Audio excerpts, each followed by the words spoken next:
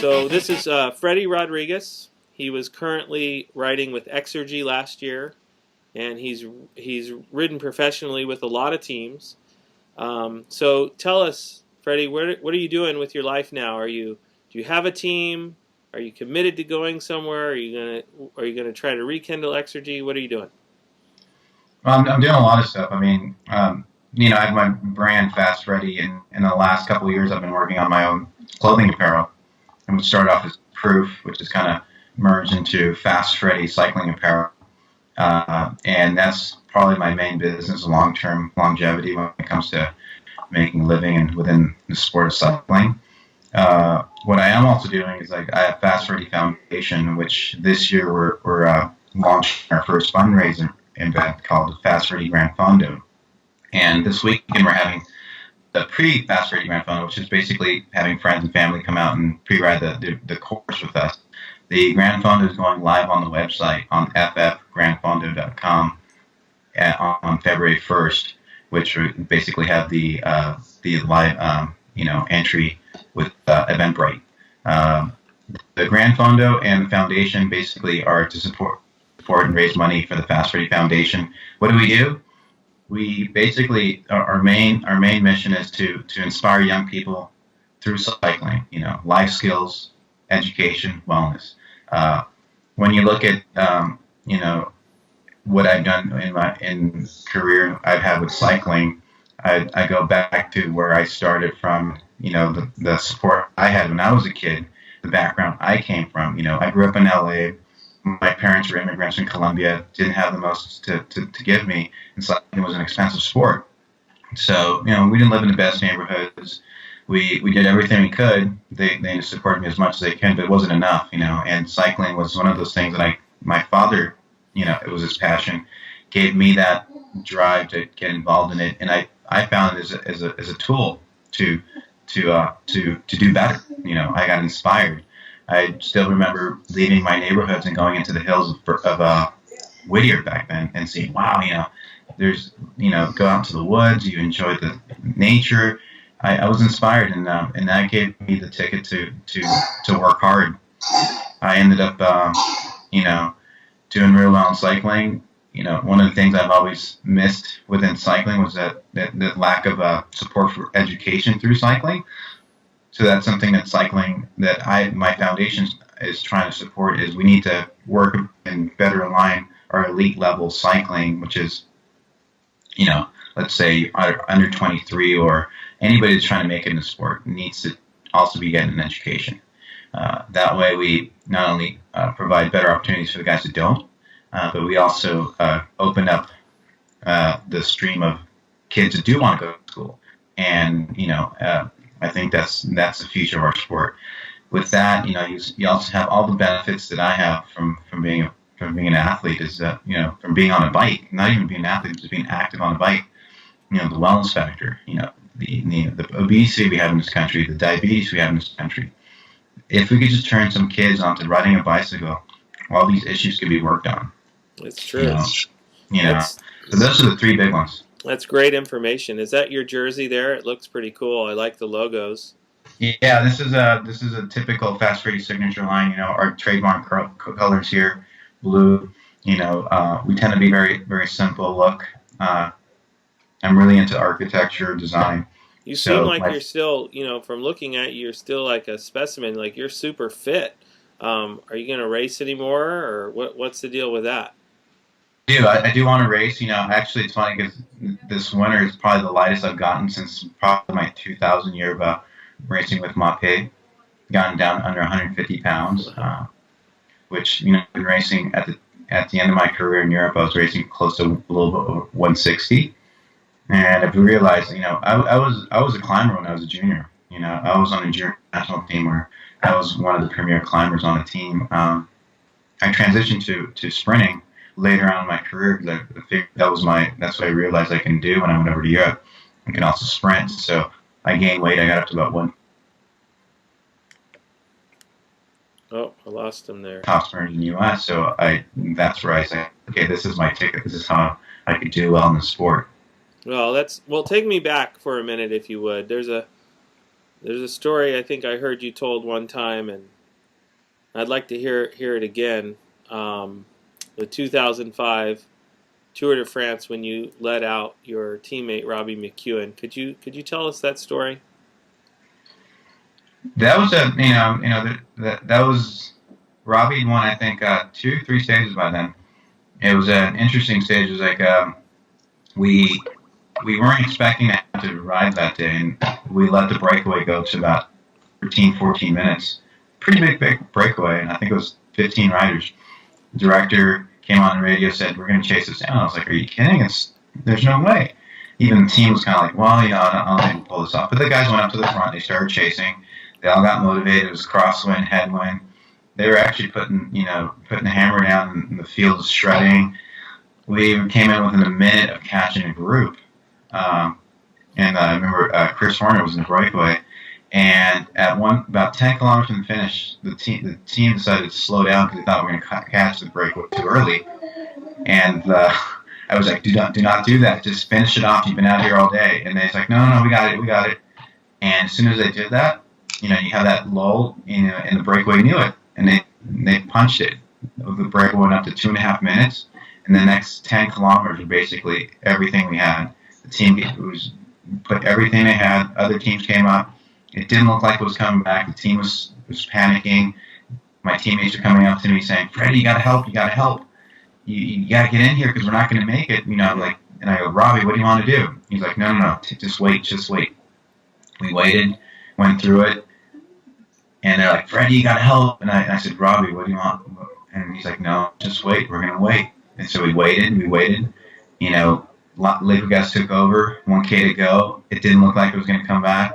500 meters, Robbie goes, "Okay, now." And I hit out at 400 meters with such a good hit that it looked like I was about to win. Robbie actually came alongside me, and he looks over at me and goes, "You want it?"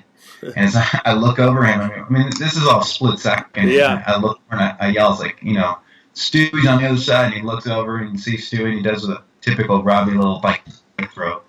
Nips Stewie at the line. Stewie basically gets in between us, and I get third. So it was, we almost ruined it, but, at the same time, it was something that almost didn't happen. So it was a beautiful win. It was a great lead out. I think they clocked me at 75 k an hour. So wow. Thanks. You still got that kind of speed in those legs? Oh yeah, that doesn't really go away. I mean, I guess it can, but I still feel motivated, and I still keep racing. that goal. I'm working right now on all these different projects with the foundation, but they're also related with my continued racing. If I can do Tour California, if I can keep doing U.S. Pro Cycling Challenge and races like that here in the U.S., not only is it going to support my foundation and the projects I'm working on, but it's also something I feel comfortable and excited to do. I'm going to turn 40 at the end of this year in September. But I would say that, if anything, the drive for racing for me hasn't stopped. It's just changed. It's a little more balanced. I have 3 kids now. One of my son's homesick from school today, but it's just it's a balance. I enjoy it, but I have a foundation. The stress is high when I want it.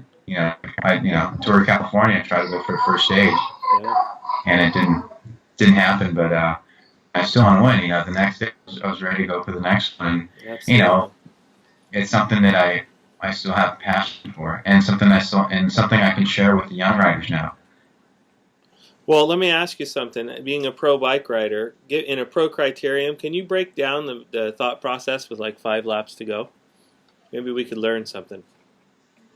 Pro criterium? Yeah. Or pro race? Let's take a pro race. Let's take a pro race, and you come down to the end. You're trying to get to the line. Could you give me a little bit of your thought process on how that works?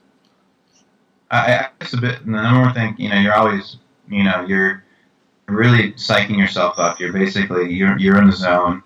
You're really just saying, this is it. I'm here. I'm good. You're just building your more mental feeling that just because a lot of times riders get caught up in I'm here and I'm not ready, and I'm not feeling that good. And those kind of thoughts are the thoughts that, make the difference between the winners and the losers. So you need to go to that finale knowing that you're going to be a winner. Knowing this is my chance to win. How am I going to do this? Am I going to go left? All your thought process about how are you going to win? Am I going to shoot to the left? I'm going to shoot to the right. Oh, it's going to be really tight. I better shoot. You're setting scenarios that are going to basically give you success. The moment that you start crossing scenarios that basically show defeat, that's when you've lost the race. That's when you're starting to get out of the game. Most likely, can you pull it together and still pull something out? Possibly, but less likely. So that's probably the biggest thing. So you start getting into the last kilometers, and it's about finding other riders like yourself. And you start looking for the other sprinters. Is it Bonin? Is it Sagan? Or is it Pataki? Who's in there? Who's in there to play it out with? And you're jockeying around with them, waiting for your moment to basically pounce. And everybody has a different point of when they go, when they wait, depending on their team structure. A lot of teams have good lead outs. You don't have a lead out. You have to wait longer. You have to take more risk. I've always tended to have to be more like Robbie, where I'm taking more risks. I'm waiting for the right opportunity. Okay, that's great information. How do you get one of these young cyclists to ride with the passion they do at the beginning of their year of their career? How do you keep them that motivated at the end of their career? Because you've had a long career. So some of these cyclists, they come on fire and then they kind of peter out. I don't know what happens. I'd say number one thing is enjoy the sport. Enjoy what you're doing. Have a balance. Because it is a very demanding sport that asks a lot from you. And if you teeter too far on the other side, you might just want to give it up. And so if you find a good balance, whatever it is, I was always more of a character that needed other influences to give me balance in cycling. I had my coffee, or I had now I have my clothing. I got involved with my foundation. I had other things. I love architecture. Whatever it was, I found other things that would give me balance and allow me to do this long term. Some people need to be more focused, and it depends on their personalities. You seem to be a well put together guy. I mean, would you consider being a director someday? And if you would, what would you tell a bunch of young guys that are at the elite level that want to be on the European stage? What was the best piece of advice that you can give them? That's a two-part question. First, I don't know. I've never thought of being a director. Because I have so much going on outside directing when it comes to the business, to my clothing, to my foundation. I thought I was being more on the business side of the sport. Helping structure the sport, or structure sponsorships, or structure branding. So that, I like to mentor individually, or maybe, never know. But you just seem like you have a wealth of knowledge there. Yeah, so I do. I do pass it on. The way I'm doing it right now, and what I'm developing with the Fast FREDDIE Foundation team, is to be able to mentor on the road. And that's kind of what I was doing with RODRIGUEZ. I concentrate on doing well California and Utah and US Pro Challenge, and then at the rest of the races, I had it wasn't my interest. My interest was support my teammates and teach them what I knew, and teach them my skills and pass them on, and at a lesser level where they can handle to be successful. Because the big thing is you want to be successful early on. So you have to have lofty goals, but you got to start somewhere. It's like, is it do you win cherry pie, or is it do you win your local criterium, and then you build up? If you're thinking you're going to win the Tour de France when you first got on the bike, that's lofty. But if you don't pull it off, are you going to be the personality that's going to give up? So you need to find that balance. So the number one thing I always tell young riders is believe in themselves. I think the biggest thing that I've always noticed, especially when I race here in the U.S., is a lot of riders feel that the Europeans are much better. Not true.